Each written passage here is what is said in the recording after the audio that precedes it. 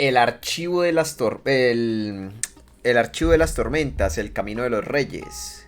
Capítulo 17. Parte uno de las dos partes que va a tener este capítulo 17. Un crepúsculo sangriento y rojo. ¿Puedo ser sincero? Antes preguntaste por qué estoy tan preocupado. Es por el siguiente motivo. Es viejo, dijo asombrada Sil, revoloteando alrededor del boticario. ¿Realmente viejo? No sabía que los hombres pudieran ser tan viejos. ¿Estás seguro de que no es un Deteriospring llevando la piel de un hombre? Kaladin sonrió mientras el boticario avanzaba apoyándose en su bastón, ajeno al Avientospring invisible. Su cara estaba tan llena de grietas como las mismas llanuras quebradas, tejidas en un patrón que brotaba de sus ojos hundidos. Llevaba un par de gruesas gafas en la punta de la nariz y vestía de oscuro. El padre de Kaladin le había hablado de los boticarios, hombres que caminaban por la frontera entre los herboristas y los cirujanos. La gente corriente consideraba las artes curativas con tanta superstición que era fácil que un boticario cultivara un aire arcano. Las paredes de madera estaban cubiertas con glifoguardas de dibujos crípticos, y tras el mostrador había estantes con hileras de frascos. En un rincón colgaba un esqueleto humano completo, sujeto por alambres. La habitación, carente de ventanas, estaba iluminada por puñados de esferas de granate que colgaban de las esquinas. A pesar de todo, el lugar estaba limpio y ordenado. Tenía el olor familiar a antisépticos que Kaladin asociaba con el quirófano de su padre. ¡Ah! El joven del puente. El bajo boticario se ajustó las gafas. Se inclinó hacia adelante, pasando los dedos por su barba fina y blanca. ¿Vienes por una guarda contra el peligro, tal vez? ¿O tal vez una joven limpiadora del campamento ha llamado tu atención? Tengo una poción que, deslizada en la bebida, la hará mirarte con buenos ojos. Kaladin alzó una ceja. Sil, sin embargo, abrió la boca con expresión sorprendida. Deberías dársela a Gas, Kaladin. No estaría mal que te apreciara más. Dudo que su función sea esa, pensó Kaladin con una sonrisa. ¿Joven? Preguntó el boticario. ¿Es un ensalmo contra el mal lo que deseas? El padre de Kaladin le había hablado de estas cosas. Muchos boticarios proporcionaban supuestos ensalmos de amor o pociones para curar todo tipo de males. No contenían más que azúcar y unas pizquitas de hierbas comunes para causar modorra o alerta, dependiendo del efecto pretendido. Todo era una tontería, aunque la madre de Kaladin insistía mucho en las glifoguardas. El padre de Kaladin siempre había expresado su decepción por su testarudez a la hora de aferrarse a las supersticiones. Necesito vendas, dijo Kaladin, y un frasco de aceite de Lister o savia de Matampomo. También una aguja y tripa, si tienes alguna. Los ojos del boticario se abrieron sorprendidos de par en par. Soy hijo de cirujano, admitió Kaladin, entrenado por él mismo. A él lo formó un hombre que había estudiado en el gran cónclave de Carbran. Ah, dijo el boticario. Bien. Sirguió apartó el bastón y se sacudió la ropa. Vendas, dijiste. ¿Y antiséptico? Déjame ver. Se movió tras el mostrador. Kaladin parpadeó. La edad del hombre no había cambiado, pero ya no parecía tan frágil. Su paso era más firme y su voz había perdido su sibilante aspereza. Buscó entre sus frascos, murmurando para sí mientras leía las etiquetas. Podrías ir a la sala de los cirujanos. Te cobrarían bastante menos. No a un hombre de los puentes, dijo Kaladin con una mueca. Lo habrían rechazado. Los suministros eran para los soldados de verdad. Comprendo, dijo el boticario depositando un frasco sobre el mostrador e inclinándose luego para buscar en los cajones. Sil se acercó a Kaladin. Cada vez que se inclina, pienso que se va a quebrar como una rama. Estaba empezando a comprender el pensamiento abstracto y a un ritmo sorprendentemente rápido. Sé lo que es la muerte. Él todavía no sabía si sentir lástima por ella o no. Kaladin cogió el pequeño frasquito y le quitó el corcho y olió lo que había dentro. ¿Moco de Larmik? Hizo una mueca ante el horrible olor. Eso no es tan efectivo como las otras dos cosas que he pedido. Pero es mucho más barato, respondió el hombre, sacando una caja grande. Abrió la tapa y reveló unas vendas blancas esterilizadas. Y, como tú mismo has dicho, eres un hombre de los puentes. ¿Cuánto por el moco, entonces? Le preocupaba este tema. Su padre nunca le había dicho cuánto costaban los suministros. 2 marcos de sangre por el frasco. Esto es lo que considera barato. El aceite de Lister cuesta 2 marcos de zafiro. ¿Y la savia de Matapomo?, preguntó Kaladin. He visto unos juncos creciendo justo delante del campamento. No puede ser tan rara. ¿Y sabes cuánta savia se saca de cada planta?, preguntó el boticario señalando. Kaladin vaciló. No era verdadera savia, sino una sustancia lechosa que se sacaba de los tallos. O eso le había dicho su padre. No, admitió. 1 sola gota, dijo el hombre, si tienes suerte. Es más barato que el aceite de Lister, cierto, pero más caro que el moco, aunque el moco apesta como el culo de la vigilante nocturna. No tengo tanto, dijo Kaladin. 5 marcos de diamante componían un granate. 10 días de paga para comprar un frasquito de antiséptico. Padre tormenta. El boticario arrugó la nariz.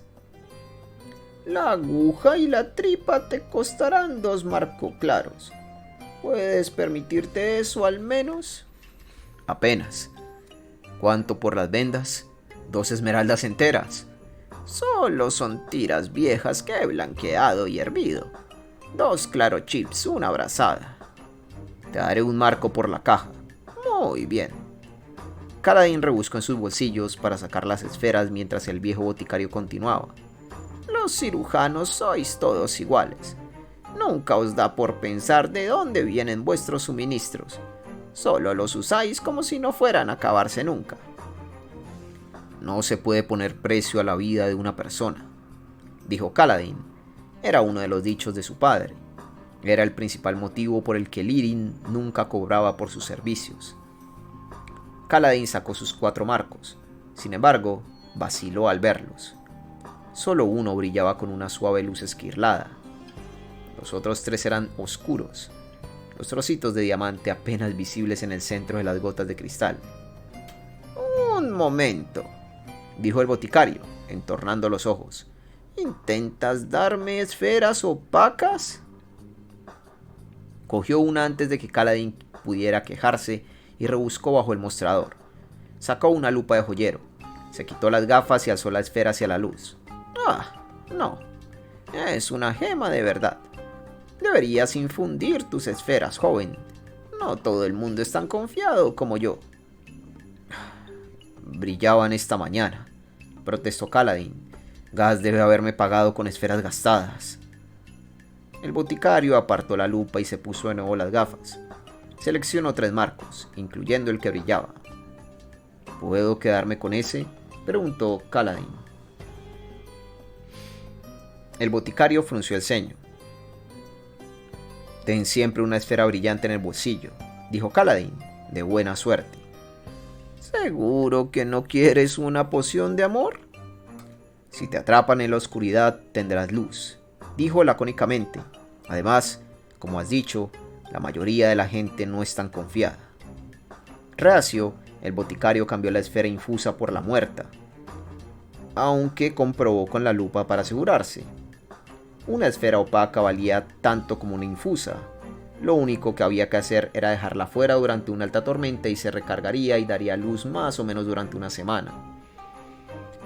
Kaladin se guardó la esfera infusa y recogió su compra. Se despidió del boticario con un gesto. Sil se reunió con él mientras salía a la calle del campamento. Había pasado buena parte de la tarde escuchando a los soldados en el comedor y había aprendido unas cuantas cosas sobre los campamentos de guerra.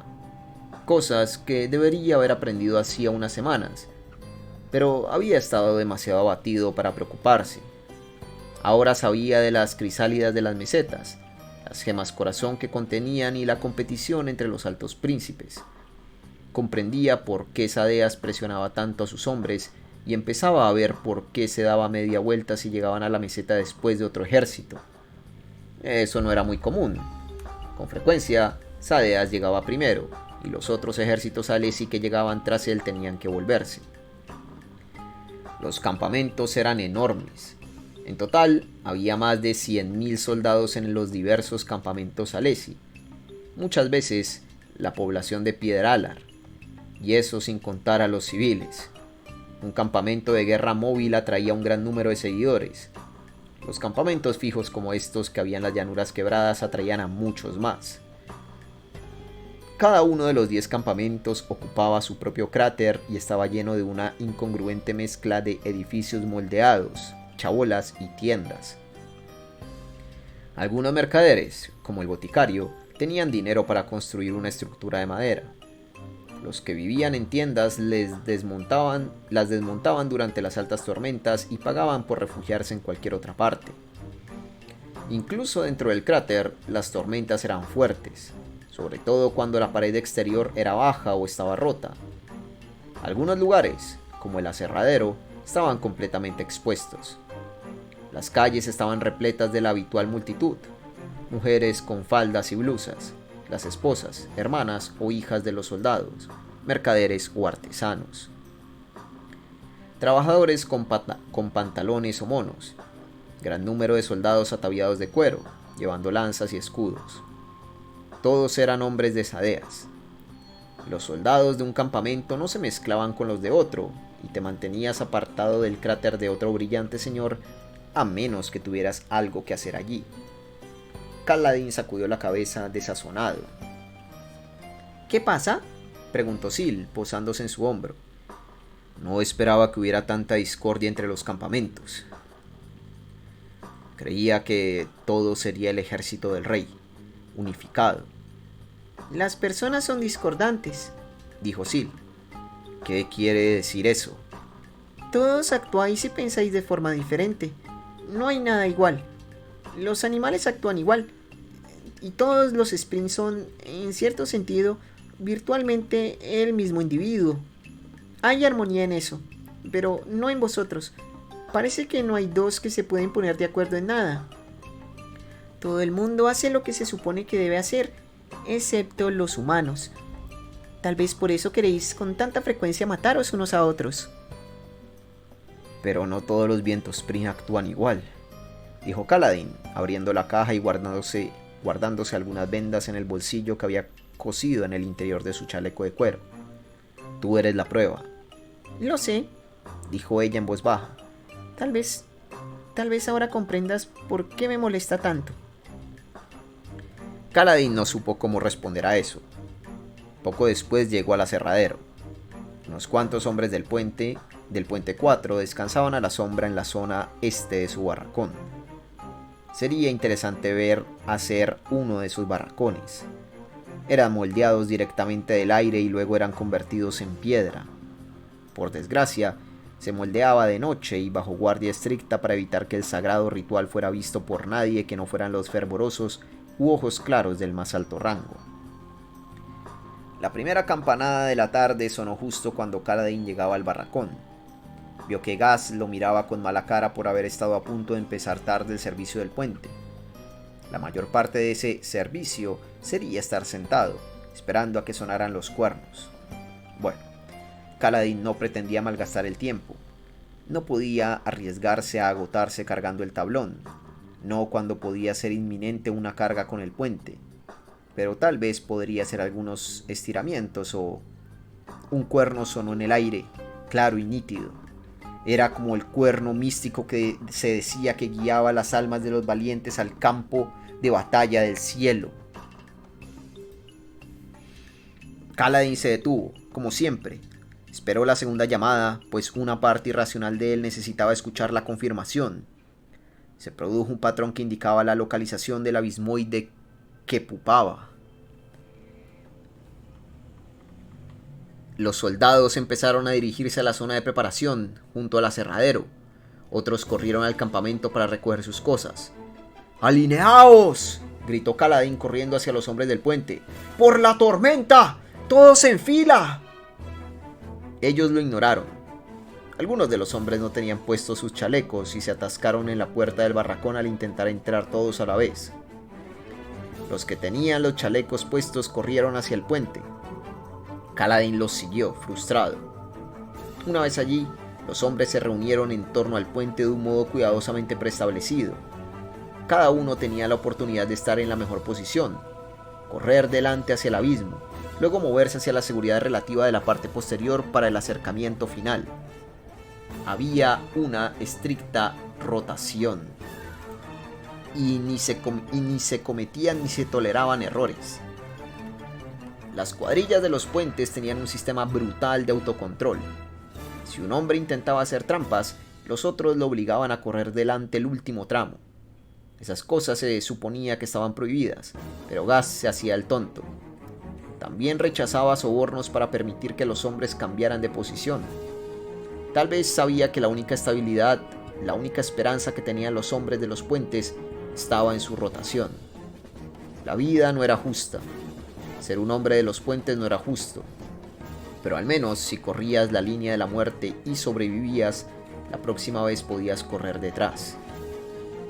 Había una excepción. Como jefe del puente, Kaladin tenía que correr delante casi todo el tiempo y luego pasar a la parte de atrás para el ataque. Su posición era la más segura del grupo, aunque ninguno estaba verdaderamente a salvo.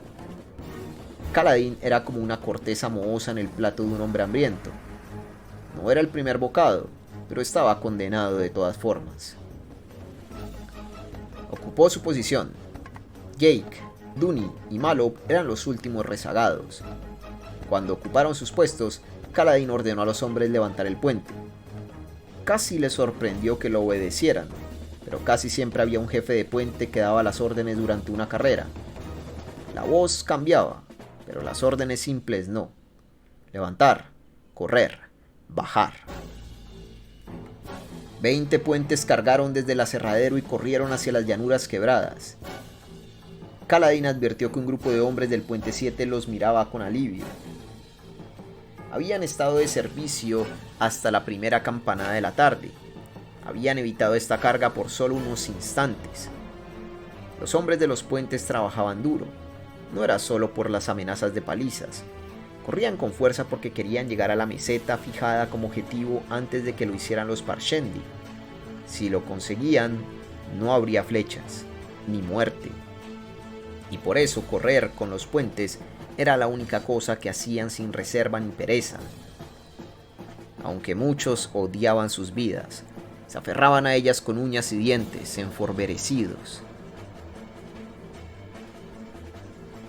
enfervorecidos. Cruzaron el primero de los puentes permanentes. Los músculos de Kaladin gruñeron de protesta al tener que esforzarse tan pronto, pero trató de no pensar en su fatiga. Las lluvias de la alta tormenta de la noche anterior querían decir que la mayoría de las plantas estaban todavía abiertas. Los rocabrotes extendiendo sus enredaderas, los branchas floridos extendiendo en las grietas ramas como garras hacia el cielo. También había algunos espineros, los pequeños matorrales de miembros de piedra como agujas que Kaladin había advertido por primera vez en esta zona. El agua se acumulaba en las numerosas grietas y hondonadas que había en la superficie de la irregular meseta. Gas gritaba sus indicaciones, diciéndoles qué camino seguir. Muchas de las mesetas cercanas tenían 3 o 4 puentes, creando senderos entrelazados a través de las llanuras. La carrera se convertía en rutina. Era agotadora, pero también familiar, y era bueno estar delante, donde Kaladin podía ver a dónde iba. Se sumergió en su habitual mantra contando los pasos, como le había aconsejado que hiciera aquel hombre sin nombre cuyas sandalias todavía llevaba puestas. Por fin llegaron al último de los puentes permanentes. Cruzaron una corta meseta. dejando atrás las humeantes ruinas de un puente que los Parshendi habían destruido durante la noche. ¿Cómo lo habían conseguido en medio de la alta tormenta? Antes, mientras escuchaba a los soldados, Kaladin había aprendido que estos sentían odio, admiración y no poco asombro hacia los Parshendi, que no se parecían en nada a los perezosos y casi mudos parshmenios que trabajaban por todo Roshar. Estos Parshendi eran guerreros habilidosos, cosa que a Kaladin seguía pareciéndole incongruente. ¿Parshmenios? ¿Luchando? Era muy extraño. El puente 4 y las otras cuadrillas bajaron sus puentes, cubriendo un abismo en su parte más estrecha. Sus hombres se desplomaron alrededor, relajándose mientras el ejército cruzaba. Kaladin estuvo a punto de imitarlos. De hecho, sus rodillas casi se doblaron de expectación. No, pensó irguiéndose. No, me quedo de pie. Era un gesto alocado. Los otros hombres del puente apenas le prestaron atención. Uno de ellos, Moash, incluso lo maldijo. Pero ahora que había tomado la decisión, Kaladin se aferró tosudamente a ella, uniendo las manos a la espalda y asumiendo la posición de descanso mientras veía cruzar el ejército. Hombrecillo!, llamó uno de los soldados que esperaban su turno. ¿Sientes curiosidad por ver cómo son los soldados de verdad? Kaladin se volvió hacia el hombre, un tipo fornido de ojos marrones con brazos del tamaño de muslos. Por los nudos que llevaba en la hombrera de su pellizca de cuero, era jefe de pelotón. Kaladin había llevado esos nudos en tiempos. ¿Cómo trazas a tu lanza y tu escudo, jefe de pelotón?, replicó Kaladin. El hombre frunció el ceño, pero Kaladin supo en qué estaba pensando. El equipo de un soldado era su vida. ¿Cómo tratas a tu lanza y tu escudo, jefe de pelotón? El equipo de un soldado era su vida. Cuidabas de tus armas igual que cuidabas de tus hijos, encargándote a menudo de su atención antes de comer y descansar. Kaladin señaló el puente con un gesto. Este es mi puente, dijo en voz alta. Es mi arma, la única que se me permite. Trátalo bien. ¿O harás qué?, replicó uno de los otros soldados, provocando una carcajada entre las filas. El jefe del pelotón no dijo nada. Parecía preocupado. Las palabras de Kaladin eran una bravata. En realidad odiaba el puente, pero permaneció de pie de todas formas. Unos instantes más tarde, el alto príncipe Sadeas en persona cruzó el puente de Kaladin. El brillante señor Amaram siempre había parecido tan heroico, tan distinguido, un caballero general. Este Sadeas era una criatura completamente distinta, con la cara redonda, el pelo rizado y la expresión altanera. Cabalgaba como si estuviera en un desfile, una mano sujetando ligeramente las riendas, la otra sujetando el yelmo bajo el brazo. Su armadura estaba pintada de rojo y el yelmo tenía frívolos borlones. Había tanta pompa innecesaria que casi superaba la maravilla del antiguo artefacto. Kaladin olvidó su fatiga y cerró los puños. Aquí tenía aún ojos claros que podía odiar aún más que a la mayoría. Un hombre insensible que causaba la muerte de cientos de hombres de los puentes cada mes.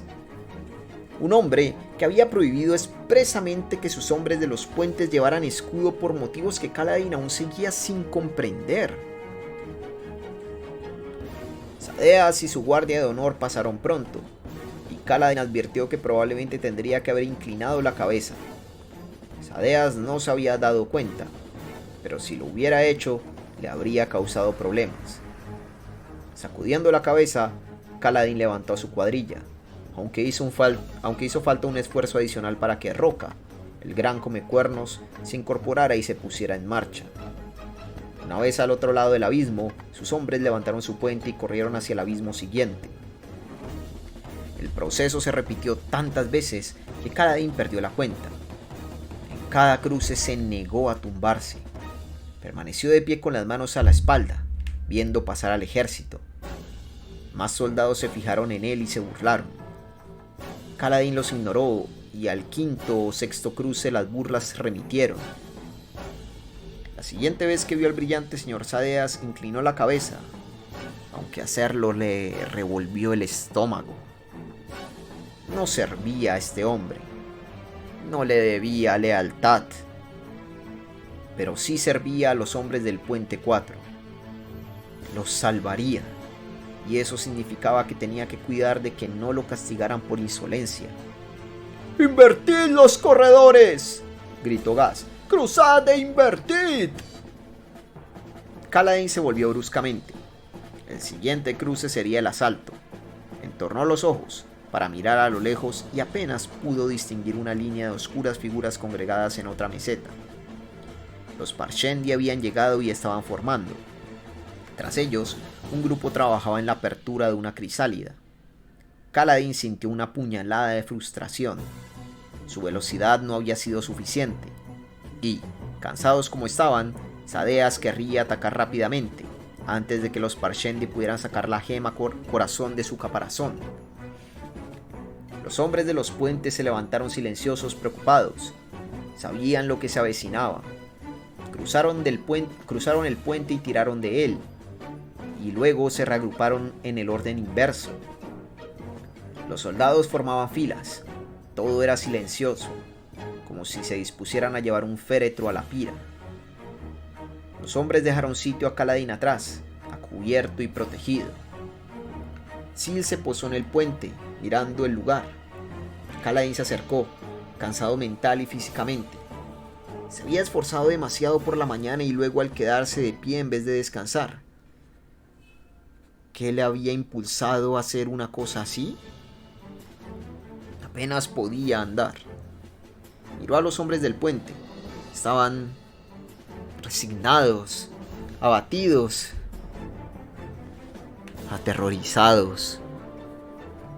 Si se negaban a correr, serían ejecutados. Si corrían, se enfrentarían a las flechas.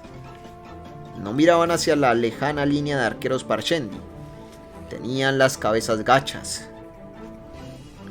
Son tus hombres, se dijo Kaladin.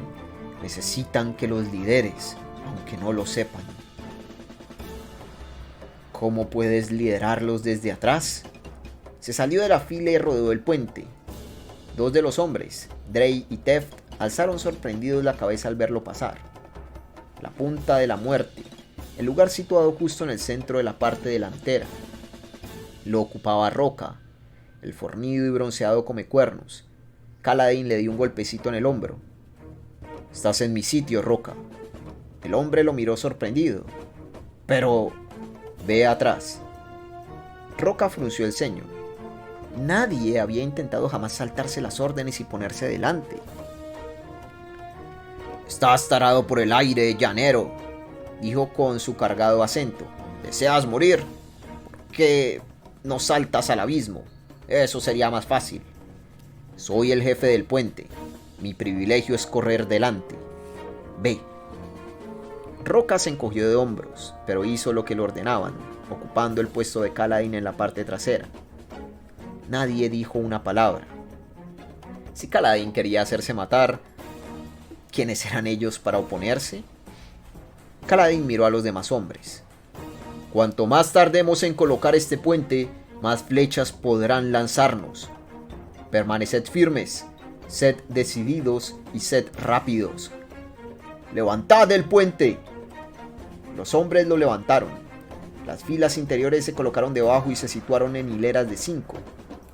Kaladin se colocó delante con un hombre alto y recio llamado Leiten a su izquierda y un hombre delgado llamado Murk a su derecha. Ice y Korl ocupaban los extremos. 5 hombres delante. La punta de la muerte. Cuando todas las cuadrillas terminaron de levantar sus puentes, Gas dio la orden. ¡Cargad!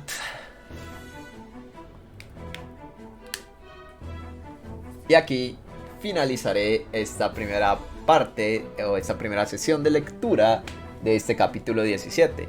Suscríbete, deja un like, un comentario y a ser posible comparte este video. Les agradecería un montón si se vuelven miembros en mi canal de YouTube. Me ayudaría muchísimo para seguir viviendo de esto y obviamente me ayudaría a pagar cuentas y todas esas cosas que uno tiene que hacer.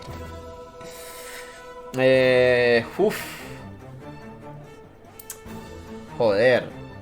Por cierto, esta imagen que puse acá de referencia, evidentemente, creo que más o menos le falta algo, ¿no? Porque adelante deberían haber 3, ¿sabes? Entonces falta es como una persona más adelante. Pero digamos que es una representación de gráfica de los hombres de los puentes, ¿no? Que pues es la cuadrilla. Y de hecho creo que este puente está muy pequeño. ¿Cuántos hay ahí? 3, 6. Claro, hay 12. El puente es más grande. El puente es de 20... de más, ¿no? Creo que los hombres llegaban a ser como 35. Maldito cliffhanger, ya. Ya. Pero creo que o sea, claro, esto es una representación, está más pequeñita y toda la cosa. Pero claro, en total eran como 30, ¿no? En la cuadrilla. 30, 35. Y que se necesitaban al menos como 25 hombres para cargar el puente. Entonces, claro, aquí más o menos muestra su funcionamiento, pero no es accurate, no es preciso. Pero bueno, gente, este fue este capítulo 17 que está buenísimo. Está buenísimo. La siguiente parte se viene potentísima, imagino, pero Kaladin actuando como líder en su primer incursión como jefe del puente. Y wow, o sea...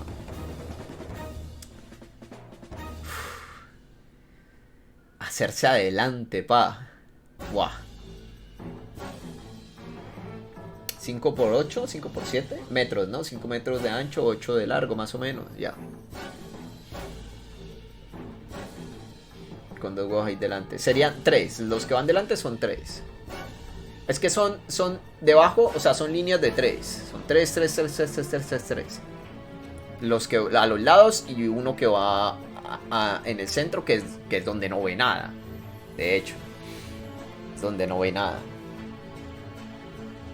Si dijo 5 ahora mismo. Claro, él dijo, no, pero él dijo 5 en el sentido de que eran los que iban delante. Ah, sí, en hileras de 5. Yo entendí que eran, claro, hileras de 5. Sí, tiene razón. Yo entendí que eran 3 delante y 2 detrás. No, pero sí, hileras de 5. Sí, entonces claro, el puente es mucho más ancho. Sí, 5 por 8 más o menos serían. Yo creo que no, 5 por 7 sería más bien. 7 hileras de 5, sí. Porque creo que, si mal no estoy, creo que eran 35 personas los de las cuadrillas. Y que al menos que el número mínimo, y ya que les queda putísimo, es que sobrevivan 25 para poder cargarlo.